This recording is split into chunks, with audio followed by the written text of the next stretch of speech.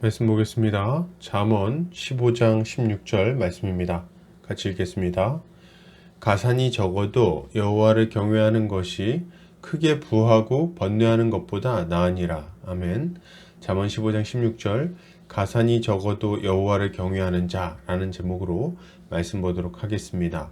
신자는 재산이 많으나 적으나 하나님을 경외하며 만족하는 삶을 살아갑니다. 재물의 유무에 관계없이 평안을 누린다는 말입니다. 오늘 본문을 통해서 이에 대해 함께 살펴보도록 하겠습니다. 오늘 잠언 기자는 가산이 적어도 여호와를 경외하는 것이 크게 부하고 번뇌하는 것보다 낫다고 말합니다. 이것을 타번역본에서는 재산이 부족한 듯 해도 여호와를 경외하는 것이 큰 재물 때문에 고민하며 사는 것보다 낫다라고 번역합니다. 본문은 가산이 적지만 여호와를 경외하는 사람과 큰 재물을 가진 사람을 대조하고 있는데 이것을 잘 살펴보면 가난한 사람과 큰 재물을 가진 사람을 대조하고 있는 것이 아니라 가난하지만 하나님을 경외하는 사람과 부유하지만 여호와를 경외하지 않는 사람을 대조하고 있다는 것을 알 수가 있습니다. 그리고 전자는 평안하지만 후자는 번뇌하며 살아가기 때문에 전자가 후자보다 낫다고 강조하고 있는 거죠.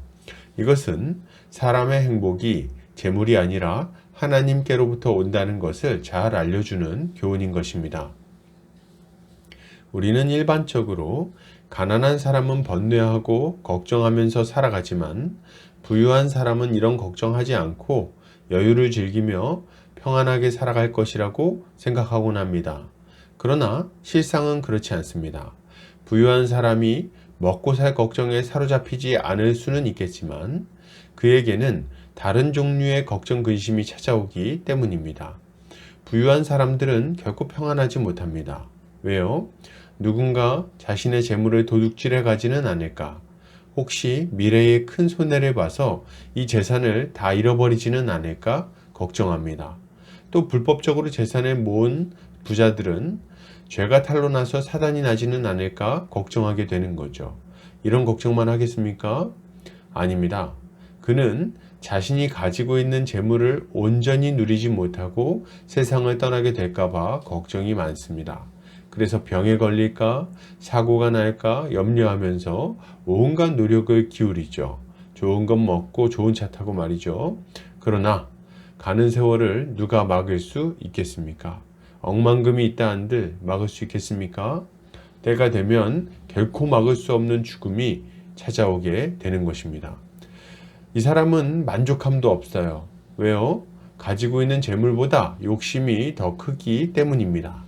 이들은 늘 재물이 부족하다 느낍니다. 모으고 또 모아도 충분하다는 느낌을 받지를 못하는 거예요.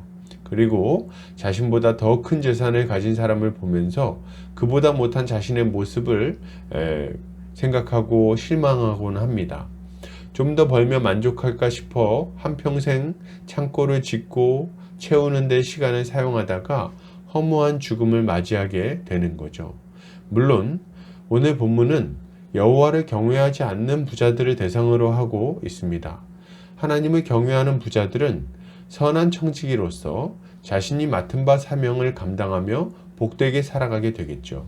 그러나 성경은 또한 부자가 하나님 나라에 들어가는 것이 낙타가 바늘귀로 들어가는 것만큼 어렵다고 경고하고 있습니다.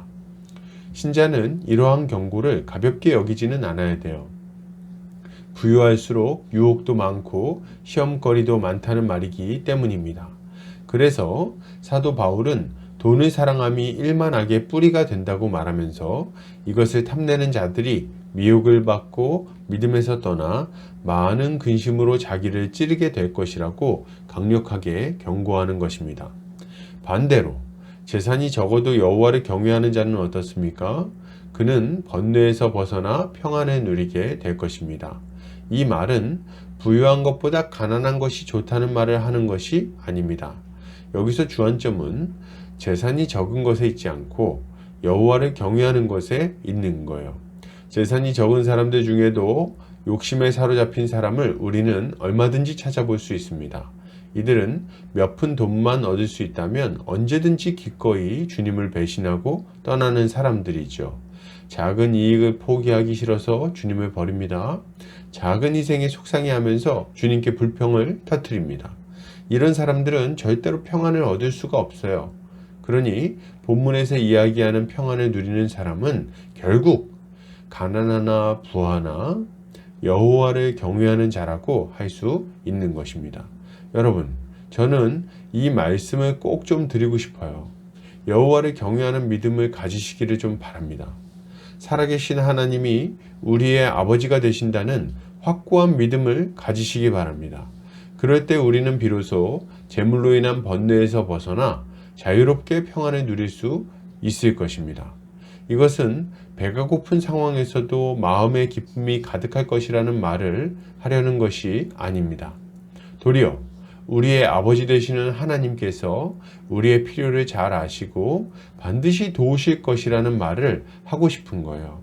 여러분, 일용할 양식을 우리의 평생에 넉넉히 공급하실 하나님을 신뢰하시기 바랍니다. 광야에서 만나를 내려주신 주님은 오늘도 우리의 일상 가운데 끊임없이 만나를 내려주실 것입니다. 결론을 드립니다. 여러분, 재산을 의지하지 말고 여호와를 의지합시다.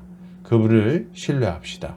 우리의 마음은 번뇌에서 벗어나 평안을 누리게 될 것입니다. 오늘도 주님의 지혜로 승리하는 성도님들 되시기를 주의 이름으로 축복합니다.